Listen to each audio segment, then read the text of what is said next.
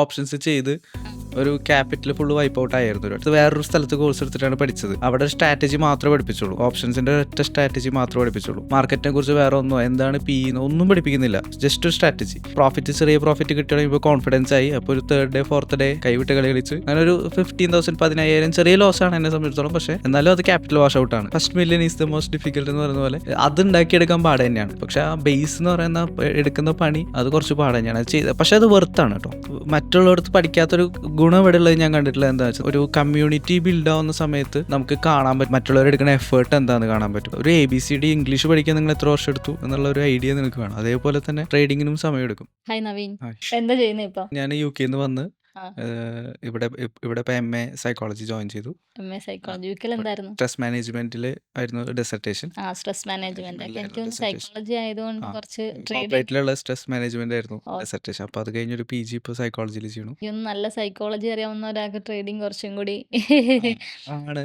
എങ്ങനെ എന്ത് തോന്നുന്നു? ട്രേഡിംഗ് സൈക്കോളജിയും ട്രേഡിംഗ് സൈക്കോളജിയും നമ്മുടെ കുറെ ബേസിക്സ് ആയിട്ടുള്ള കാര്യങ്ങൾ ഓൾറെഡി അറിയാമായിരുന്നു.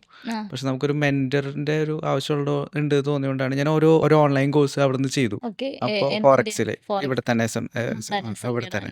അപ്പൊ അതില് നമുക്കൊരു കുറച്ചും കൂടി ഡൗട്ട്സ് ചോദിക്കാൻ ഒരു ഈസി ഒക്കെ ഓഫ്ലൈനായി തോന്നുന്നതുകൊണ്ടാണ് ഒരു ബ്രേക്ക് എടുത്തിട്ട് UK ഒരു ബ്രേക്ക് എടുത്തിട്ട് ഇങ്ങോട്ട് വന്നേ.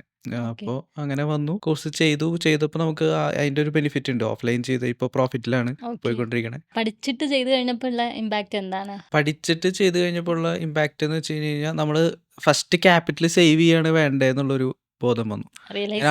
റിയലൈസേഷൻ വന്നു. ഞാൻ അവിടുന്ന് ഓപ്ഷൻസ് ചെയ്ത് ഒരു ക്യാപിറ്റൽ ഫുള്ള് വൈപ്പ് ഔട്ട് ആയിരുന്നു. ചെറിയ ക്യാപിറ്റലായിരുന്നു എങ്കിൽ പോലും അത് വൈപ്പ് ഔട്ട് ആയപ്പോഴാണ് റിയലൈസ് ചെയ്തത്, ഇതെന്തോ പഠിക്കാനുണ്ട്. അതും ഞാനൊരു കോഴ്സ് എടുത്ത് വേറൊരു സ്ഥലത്ത് കോഴ്സ് എടുത്തിട്ടാണ് പഠിച്ചത്. അവിടെ സ്ട്രാറ്റജി മാത്രമേ പഠിപ്പിച്ചുള്ളൂ, ഓപ്ഷൻസിന്റെ ഒറ്റ സ്ട്രാറ്റജി മാത്രമേ പഠിപ്പിച്ചുള്ളൂ.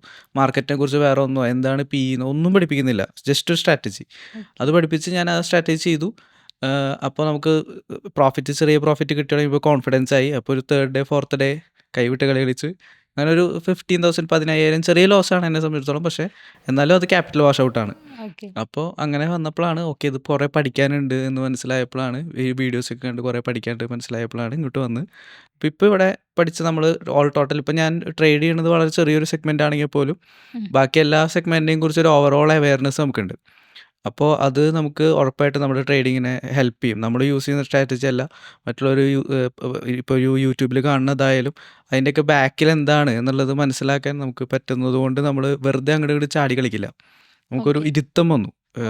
ഇവിടെ ക്ലാസ് ചെയ്തതുകൊണ്ട് ഒരു ഇരുത്തം വന്നിട്ടുണ്ട്. ഒരാൾ എന്ത് പറയുമ്പം അതിന് എത്ര നമ്മൾ ക്യാച്ച് ചെയ്യണം, അല്ലെങ്കിൽ അതിനകത്ത് നിന്ന് എന്താണ് ചെയ്യേണ്ടത് എന്ന് പറയുന്നത് ഒരു ഐഡിയ വരും. പിന്നെ എല്ലാത്തിലേക്കും നമ്മൾ ചാടി കളിക്കേണ്ട ആവശ്യമില്ല. നമുക്ക് എല്ലാത്തിനെയും കുറിച്ച് ഒരു ഓവറോൾ ഐഡിയ ഉണ്ടാവുമ്പോഴാണ് നമുക്ക് നമ്മൾ ചെയ്യുന്നത് തന്നെയാണ് നമ്മൾക്ക് പറ്റിയത് എന്നൊരു ഇത്. മറ്റേത് ഒരെണ്ണം അപ്പുറത്ത് കാണുമ്പോൾ ഇതിനി എനിക്ക് ഇത് പറ്റിയാലോ എന്ന് പറഞ്ഞാൽ നമ്മളിങ്ങനെ ചാടിക്കൊണ്ടിരിക്കും. അങ്ങനെ ഒരു സാധനമല്ലേ ഇപ്പോൾ. മൈൻഡിനെ കൺട്രോൾ ചെയ്യാൻ ഭയങ്കര ഒരു ബുദ്ധിമുട്ട്. ക്ലാരിറ്റി ഉണ്ട്. നോളജ് കൂടുമ്പോൾ നമുക്ക് വരുന്നൊരു കോൺഫിഡൻസ് ഉണ്ടല്ലോ, അതുണ്ട്. ഇപ്പം ഒരു തവണ ക്യാപിറ്റൽ വാഷ് ഔട്ട് വന്നതിന് ശേഷം ഇപ്പം ഓപ്ഷനിലേക്ക് ഇറങ്ങിയപ്പം ഉണ്ടായ ഒരു ഇമ്പാക്ട് എന്താണ്? ഇപ്പോൾ ഓപ്ഷനിൽ ഞാൻ ബാക്ക് ടെസ്റ്റ് ചെയ്ത് ഇതാണ് ചെയ്ത് പേപ്പർ ട്രേഡാണ് ചെയ്ത്. അതിൽ നല്ല പ്രോഫിറ്റിലാണ് നിൽക്കണേ. പക്ഷേ ഇപ്പോൾ ഒരു 2 months ബാക്ക് ടെസ്റ്റ് ചെയ്തതിൽ എനിക്കൊരു കോൺഫിഡൻസ് ഉണ്ട്, ഇനി ഇറങ്ങിയാലും ക്യാപിറ്റൽ വാഷ് ഔട്ട് എന്തായാലും ഉണ്ടാവില്ല, പ്രോഫിറ്റിൽ ഹെൻഡ് ചെയ്യുള്ളൂ എന്നൊരു കോൺഫിഡൻസ് ഉണ്ട്. അതിനെ ഹാൻഡിൽ ചെയ്യാൻ അറിയാം. മണി മാനേജ്മെന്റ് നമ്മൾ പഠിച്ചിട്ടുണ്ട്. അതെ, മണി മാനേജ്മെന്റും പിന്നെ ഒരു ഇമോഷൻ. നമ്മൾ ഒരു വട്ടം ക്യാപിറ്റൽ ഇപ്പോൾ നമ്മൾ പഠിച്ചു മൊത്തം ക്യാപിറ്റൽ ഇടരുത്, അങ്ങനെ കുറേ കാര്യങ്ങൾ പഠിച്ചല്ലോ. അപ്പോൾ നമുക്ക് ഒരിക്കലും ക്യാപിറ്റൽ വാഷ് ഔട്ട് ഉണ്ടാവില്ല എന്നുള്ളപ്പോൾ ഒരു ധൈര്യമുണ്ട്. ഓക്കെ. അതേപോലെ തന്നെ മെജോറിറ്റി ഓഫ് ആൾക്കാരും ട്രേഡിംഗ് എന്തിനാണ് പഠിക്കുന്നത്, നമുക്ക് യൂട്യൂബിൽ ഫ്രീ ആയിട്ട് അവൈലബിൾ അല്ലേ എന്നൊക്കെ ചോദിക്കുന്ന കുറേ ക്വസ്റ്റ്യൻസ് ചോദിക്കാറുണ്ട്.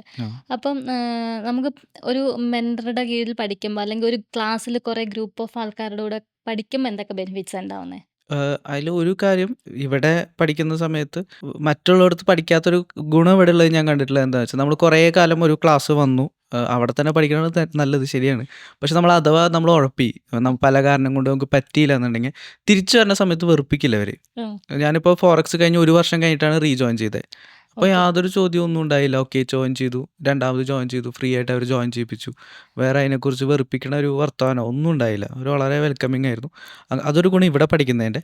പിന്നെ നമ്മൾ ഒരു കമ്മ്യൂണിറ്റി ബിൽഡ് ആവുന്ന സമയത്ത് നമുക്ക് കാണാൻ പറ്റും മറ്റുള്ളവരുണ്ടാക്കുന്ന മിസ്റ്റേക്സ് എന്താണെന്ന് കാണാൻ പറ്റും, മറ്റുള്ളവരെടുക്കുന്ന എഫേർട്ട് എന്താണെന്ന് കാണാൻ പറ്റും. ഇപ്പോൾ ഞാനിപ്പോൾ ഒരു ക്ലാസ്സിന് കയറി എൻ്റെ കൂടെ ജോയിൻ ചെയ്ത ആൾക്കാർ ചാർട്ട് അനലൈസ് ചെയ്തിടുമ്പോൾ നമുക്കറിയാം, ഓക്കെ ഞാനിത് ചെയ്യണില്ല, ആ. ഞാനിത് ചെയ്യണം, ചെയ്താലേ കാര്യമുള്ളൂ ബെനിഫിറ്റ് എന്നുള്ള ഒരു ഉണ്ടാവും. ബെനിഫിറ്റ് അവരെടുക്കുന്ന എഫേർട്ടും കൂടി നമ്മൾ കാണും. ഓക്കെ. മറ്റ് അവരുടെ റിസൾട്ട് മാത്രമേ നമ്മൾ കാണുള്ളൂ യൂട്യൂബിൽ. എഫേർട്ട് കാണില്ല പലപ്പോഴും. ഓക്കെ. അവരിടുന്ന പ്രോഫിറ്റ്സ് മാത്രമേ കാണുള്ളൂ.